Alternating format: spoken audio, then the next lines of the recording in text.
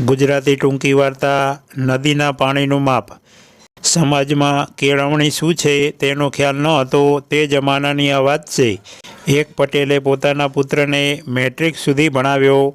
એ જમાનાના મેટ્રિક થવું એટલે આજના પીએચડી કરતાં પણ વધુ અઘરું ગણાતું। પટેલનો પુત્ર તો અંગ્રેજીમાં રૂવાબભેર બોલે અને બધા જોઈ રહે। ગામમાં સૌ તેની હોશિયારીના જ વખાણ કરે। આજુબાજુના ગામોમાં પણ તેના ગુણગાન જ ગવાય। એક વખત કુટુંબની જાન નદી ઓળંગીને સામે ગામ જવાની હતી।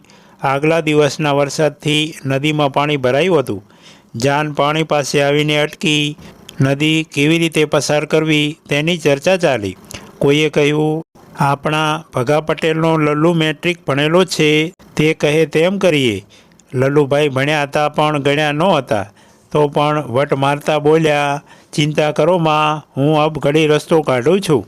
પહેલાં તેણે નદીના પાણીની ઊંડાઈ માપી, પછી માણસોની, ગાડા અને બળદની ઊંચાઈ માપી સરવાળો કરી કહ્યું, આપણી ઊંચાઈ નદી કરતાં વધુ છે।